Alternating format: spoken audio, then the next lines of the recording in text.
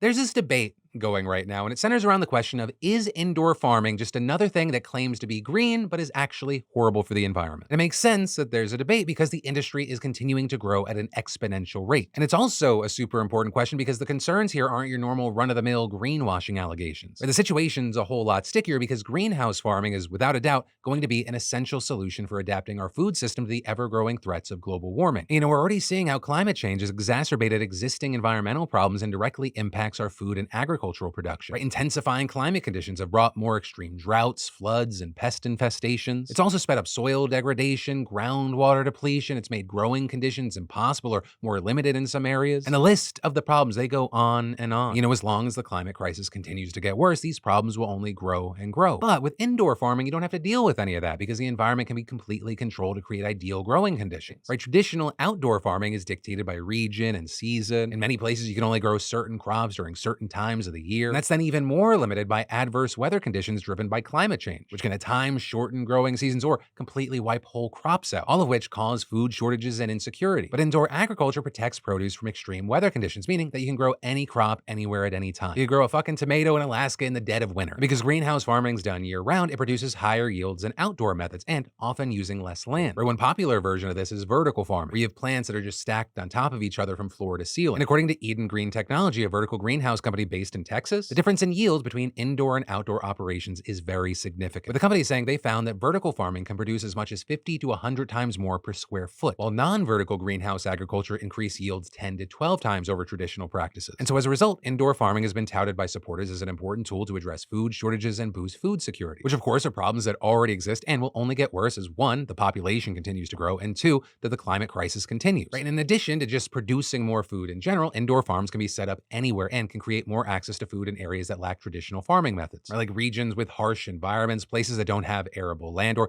densely populated urban centers. And all of that also has other positive environmental impacts, right? Because produce can be grown closer to consumers, it reduces the need for food to be transported hundreds or even thousands of miles, cutting down transit-related carbon emissions. And on the note of helping the environment, indoor practices also use way less water, with research backing up the industry claim that greenhouse agriculture uses 1/10 of the water that traditional farms use. And then beyond that, because crops grown inside are protected from pests, these facilities often don't need to use pesticides or chemical fertilizers, which not only reduces environmental impacts, but it's great for human safety as well. And so at this point, you might be thinking, wow, Phil, are you exhausted from all that glazing? All of this sounds so great. Why would this in any way be bad for the environment? To which I would say, you've watched the Philip DeFranco show for how long? You think we get to have nice things, no problem? Well, it's your classic capitalist trade-off. While indoor farming can produce certain environmental benefits, it also hurts the planet in other ways because it requires so much damn energy. And most of that energy right now, it comes from, you guessed it, fossil fuels. By creating perfect growing conditions year-round, it requires extensive heating and cooling controls. With one expert telling the Washington Post, it's a lot of the same technologies you see in a building for human comfort, but being put to use for plants. For example, indoor farms in colder areas, they need to heat their greenhouses, and they usually do that with the cheapest option, natural gas or propane. And those vertical farms that produce such high yields, they typically use even more electricity than other greenhouses. And that because they normally use artificial lights to grow plants instead of the sun, while also powering energy-intensive cooling and dehumidifier systems. And so the big question here is, do these practices hurt the environment more than they help it? Which I will say right at the top, very notably, the amount of energy used, it ranges widely based on the size of these facilities and what they grow. And this is also many companies in the space do not disclose their energy use. And that probably because most states don't require them to. So actually getting an accurate answer to that question is tricky. And the research on the whole matter has been contradictory. One study of 12 indoor operations found that 5 of them used as much energy per square foot as a whole hospital. And then one vertical farm even used as much as a data center. Meanwhile, other studies also looked at facilities in the US and Northern Europe that use fossil fuels and found that on average, production of 1 pound of tomatoes resulted in 3 to 3.5 pounds of carbon being released into the atmosphere. Or to put it another way, that is nearly 6 times the carbon footprint of tomatoes grown outside, even after accounting for emissions from temperature-controlled trucks that have to transport the vegetables thousands of miles. But then at the same time, a paper that summarized research on the emissions of lettuce growers found that their carbon pollution was lower than traditional farms because they were closer to their buyers and didn't have to ship their products as far. But also, one of the biggest things is while this incredibly important debate, this plays out, the whole industry is still moving forward full speed. Right? Indoor farming has seen a ton of growth in the last few years, with investors throwing money at these efforts. And according to the federal government agriculture census from February, land use for crop greenhouses increased by more than 20 million square feet from 2017 to 2022, which is a major jump of 18%. And more places are seeing these vegetables on their grocery store shelves. In fact, according to the Post, around 20% of the leafy greens for sale in New England come from controlled environment agriculture facilities. Hell, even some of the biggest retailers in America are getting involved, with Kroger recently announcing that it was expanding the availability sustainability of its vertically grown produce. And in 2022, Walmart joined a $400 million round of investment aimed at stocking its stores with crops from the California-based vertical farming outfit Plenty Unlimited. And all this as an increasing number of state governments have been getting involved as well, with, for example, Virginia seeing a huge boom, with the industry there growing nearly 25% in 5 years. And it's expected to grow more, with Plenty announcing that it will build the world's biggest indoor agriculture site outside Richmond. Also, Pennsylvania's another big one, with Agriculture Secretary Russell Redding telling the Post that his state has created a concierge service to help the permitting process for indoor farms. And some of the state's schools are even working on tools to speed up automation in those facilities, while others are training workers. But with that, even Redding admitted that these projects will have a negative environmental impact, saying these facilities are energy intensive, but adding Pennsylvania is the second largest net energy supplier to the nation, and we think that's a differentiator for us. Now, all that said, some indoor agriculture companies have tried to make their facilities more environmentally friendly. For example, Eden Green has cut energy use from lights by using a hybrid model that also relies on natural sunlight. It also started using a programmed vent to control heat and humidity, with the company's CEO telling the Post that his 2 farms use about a quarter of the electricity vertical farms usually use for leafy greens. Also, Little Leaf Farms, right, the major producer of indoor grown packaged greens in New England, they've been buying renewable energy certificates to offset its fossil fuel use. And the company also saying it's planning to build a big solar panel array and hopes to switch to geothermal energy, which the Netherlands is already doing. And, to that point, a civil engineer who tracks energy use by indoor farms told the Post that many American outfits could cut their energy use by as much as half. And they're noting that Dutch greenhouse technology has already shown this is possible. But of course, this is in the United States. Oil is king. And the insanely powerful fossil fuel industry has unlimited amounts of money and lobbying power. And so right now, what we've seen is that there really isn't much pressure for these companies to do things differently. And this is currently renewable energy is more expensive than fossil fuels here. And so as long as fossil fuels remain the cheapest option and there are no government incentives to attract corporate interest to renewable resources, it's hard to imagine that things are going to change in a substantial way. And this is going to be damn sure the oil industry is going to do everything to fight any kind of shift to renewables. Money moves, but money also blocks. But with now all that said, I gotta pass the question off to you. What are your thoughts with all this?